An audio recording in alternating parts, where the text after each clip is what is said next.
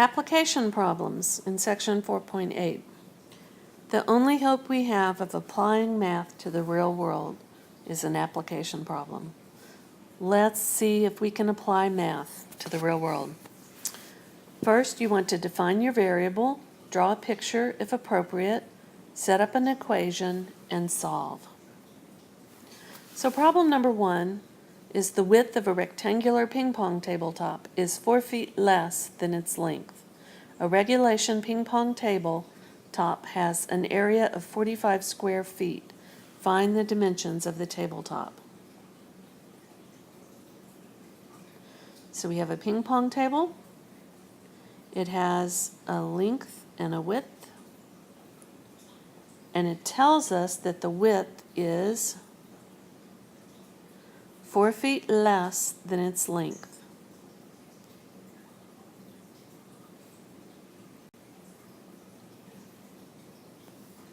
So the area of this ping pong table is 45 square feet. Area is length times width. So we have the area is 45 and the length is L. The width is L minus 4. This is our equation that we have to solve. It's a quadratic because we have L squared. To solve a quadratic, we need to get equal 0. Let's subtract 45 from both sides.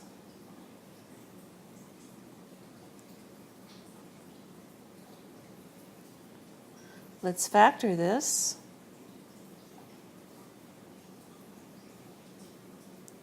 What are the signs? What are the numbers? 5 and 9. Which one is positive and which one is negative?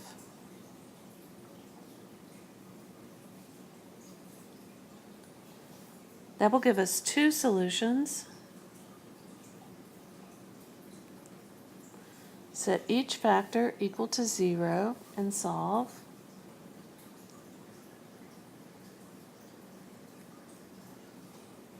So the length is either -5 or 9.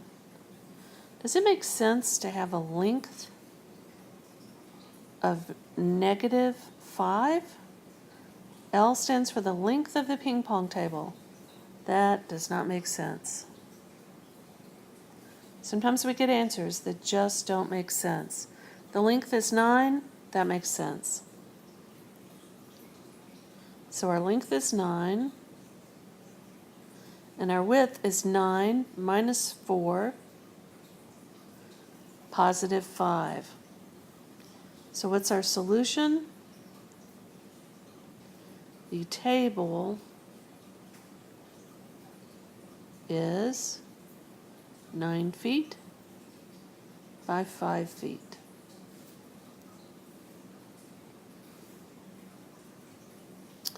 The diagonal brace in a lookout tower is 15 feet long. The horizontal brace is 3 feet longer than the vertical brace. The braces form a right angle.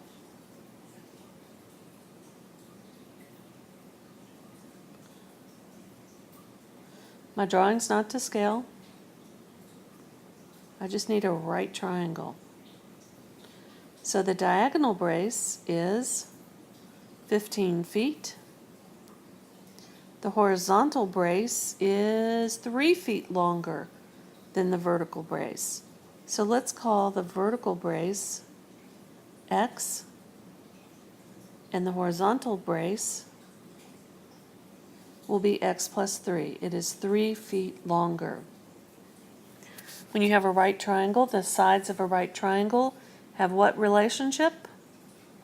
The Pythagorean theorem, what's that?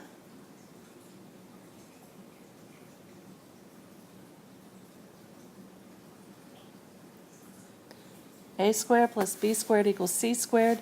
And which of these three sides is C?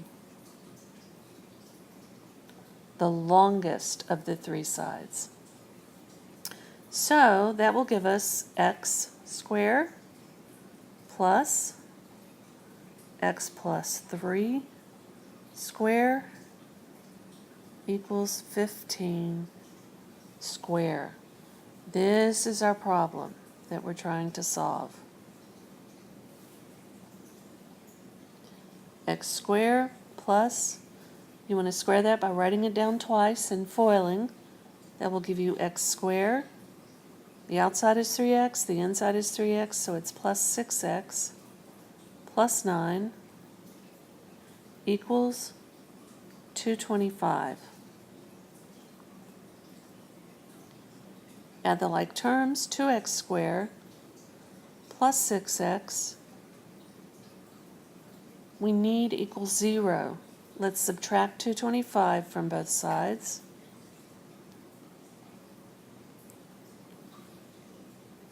Notice all of these numbers are divisible by 2. Let's divide everything by 2. That will make the number smaller and give us an easier problem to work with. So x squared plus 3x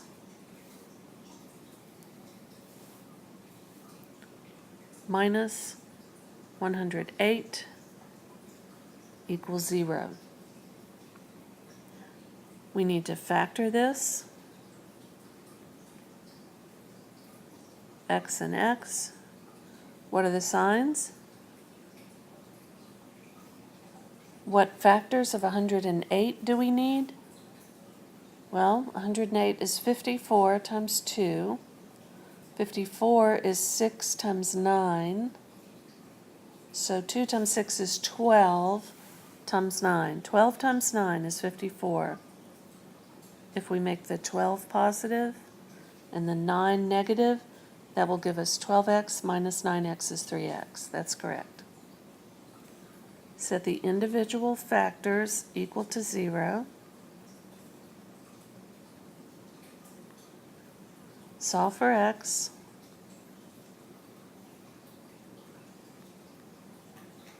Remember, x stands for the length of the vertical brace, so does it make sense to say it's negative 12? No. So we have to throw that answer out. The question says, how high does the vertical brace reach? It does not want to know what the horizontal brace is. We had to calculate that to be x plus 3 just to solve the problem, but we don't really need to know that it is 12 feet long. So how high does the vertical brace reach? It reaches 9 feet.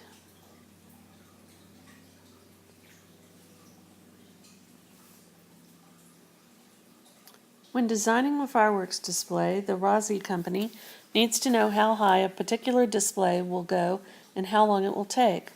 Suppose that a particular amount of an explosion will give the display a velocity of 160 feet per second. So the formula for its height, h in feet after t seconds, would be h equals 160t minus 16t squared. After how long will the display reach the ground? So our formula is h equals 160t minus 16t squared. We want to know in how much time, what the time will be when this reaches the ground. If it reaches the ground, what's the height? 0.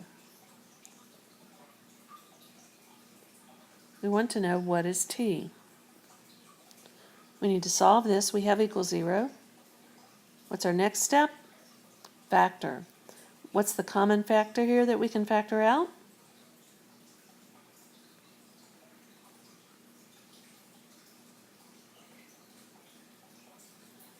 That gives us two solutions. Set this factor equal to 0 to get one. Set this factor equal to 0 to get the other. So that gives us t is, from our first 16t equals 0, we get this t is 0. Or, what's our next solution? 10 minus t equals 0 means that t is 10. T equals 0. It's on the ground at t equals 0. Well, yeah, it's sitting on the ground, then you fire it, it goes up in the air, it comes down, and hits the ground again. So, even though the 0 is correct, it's not really something we're interested in. We're interested in the 10. It will hit the ground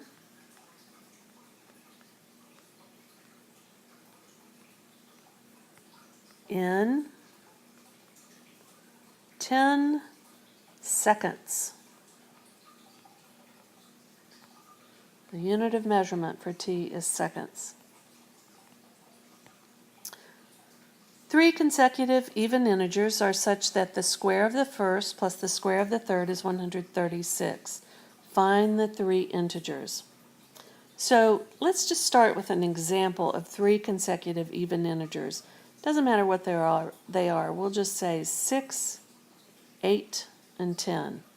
Those are 3 consecutive even integers. They're not the ones that we want, but they are 3 consecutive even integers. So we're trying to figure out how to represent consecutive even integers with variables. Let's let the first integer that we have be x. So how do you find the next even integer? If you're given 6 and you want to know what 8 is, you take the original 6 and you add 2. What's the third even integer? Well, you take the original 6 in this case, and what do you add to get to 10? You add 4. So this is how we're going to represent our 3 consecutive even integers. X, x plus 2, x plus 4. Now, these are very particular ones because the square of the first, so let's take our first one and square it, plus the square of the third, that's x plus 4, is, that means equals, 136. So how are we going to solve this? X squared is easy. How do you square a binomial? You write it down twice, you FOIL it. That gives you x squared plus, outside is 4x, inside is 4x, that's 8x, plus, last will give us 16.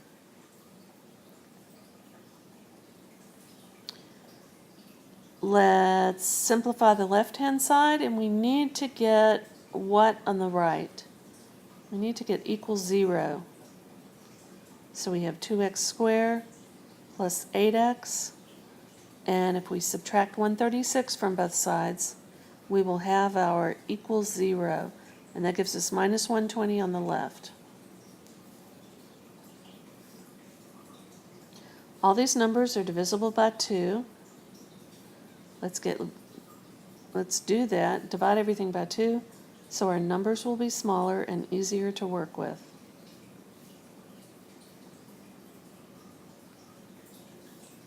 We have to factor this. Can you factor it? What are our signs?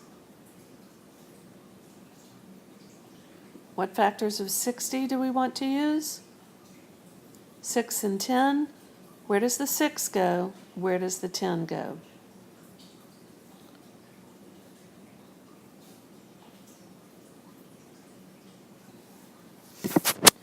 So we set each one of these factors equal to 0.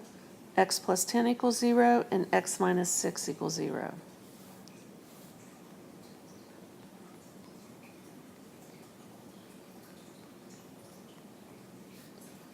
X minus 6 equals 0, x equals 6.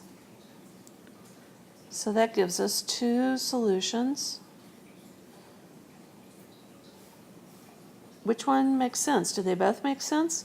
Does this problem say that these numbers have to be positive? No, it doesn't. So we've got two possible solutions here. We're asked to find the three integers. They are, it could be if x is negative 10, x is negative 10, so you want to use these representations to find out what the other two are.